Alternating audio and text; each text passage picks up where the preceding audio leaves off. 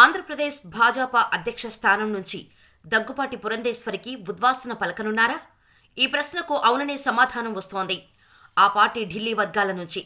మరో 4 నెలల్లో ఏపీ అసెంబ్లీతో పాటు లోక్సభకు ఎన్నికలు జరగనున్న సంగతి తెలిసిందే.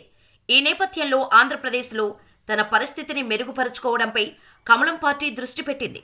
తెలుగుదేశానికి అనుకూలంగా వ్యవహరిస్తున్నారని ఆరోపణలు ఎదుర్కొంటున్న పురంధేశ్వరిని అధ్యక్ష స్థానం నుంచి తప్పించాలని భాజపా భావిస్తోందట.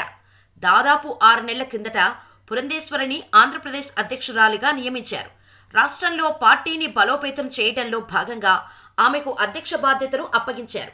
ఆమె సామాజిక వర్గానికి చెందిన కీలక నేతలను తమ పార్టీలకు తీసుకోవడం ద్వారా భవిష్యత్తులో పార్టీ పటిష్టానికి బాటలు వేయాలని అధిష్టానం అనుకుంది. ఆమె వ్యవహార శైలి తెలుగుదేశానికి మద్దతుగా ఉందనే ఆరోపణలు వెల్లువెత్తాయి. తెలుగుదేశం అడుగుజాడల్లో నడుస్తూ చంద్రబాబుకు అనుకూలంగా పనిచేస్తున్నారని సొంత పార్టీ నేతలే ఆమెపై విమర్శలు ఎక్కుపెట్టారు. చంద్రబాబు అరెస్ట్, ఢిల్లీ పెద్దలతో ఆమె లోకేష్ను కలపటానికి తీవ్రంగా ప్రయత్నించడం కూడా వివాదాస్పదమైంది.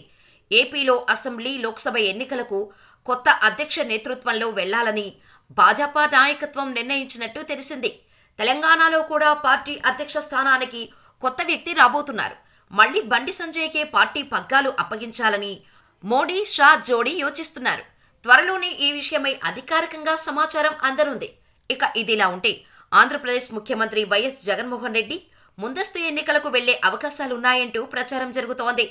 వివిధ నియోజకవర్గాల్లో ఇన్ఛార్జీల నియామకం, పార్టీ సమావేశాల్లో ఎప్పుడు ఎన్నికలు వచ్చినా సిద్ధంగా ఉండాలనే వైఎస్ జగన్ వ్యాఖ్యలు ముందస్తు ఊహాగానాలకు కారణమయ్యాయి. అయితే ఈ ప్రచారానికి తెరదించుతూ కేంద్ర ఎన్నికల సంఘం కీలక ప్రకటన చేసింది.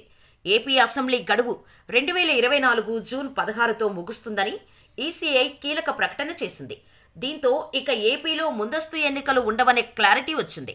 2024లో లోక్సభ ఎన్నికలతో పాటే అసెంబ్లీ ఎన్నికలు జరగనున్న ఆంధ్రప్రదేశ్లో అధికారుల బదిలీకి ఈసీ ఆదేశాలు జారీ చేసింది.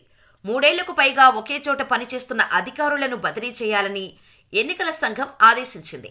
పోలీసు శాఖకు కూడా బదిలీ నిబంధనలు వర్తిస్తాయని ఎన్నికల సంఘం పేర్కొంది. ఇదిలా ఉంటే ఇవాల్టి నుండి 2 రోజుల పాటు కేంద్ర ఎన్నికల సంఘం అధికారుల బృందం ఏపీలో పర్యటించనుంది. డిప్యూటీ ఎన్నికల కమిషనర్లు ధర్మేంద్ర శర్మ, నితేష్ వ్యాస్లతో కూడిన 7 సభ్యుల బృందం ఇవాళ అంటే శుక్రవారం ఏపీకి రానున్నారు. ప్రభుత్వ ప్రధాన కార్యదర్శి, డీజీపీలతో పాటు జిల్లాల కలెక్టర్లు, ఎస్పీలతో ఈసీ బృందం సమావేశమై 2024లో జరగనున్న లోక్సభ, అసెంబ్లీ ఎన్నికల సన్నద్ధతపై చర్చించనున్నారు. 2 రోజుల పాటు విజయవాడ నోవెటాల్ హోటల్లో ఈసీ బృందం సమీక్షా సమావేశాలు చేపట్టనుంది. ఇందుకోసం అధికారులు అన్ని ఏర్పాట్లు చేశారు. ఈ ఏర్పాట్లను రాష్ట్ర ఎన్నికల ప్రధాన అధికారి ముఖేష్ కుమార్ మీనా, ఎన్టీఆర్ జిల్లా కలెక్టర్ ఢిల్లీరావు పరిశీలించారు.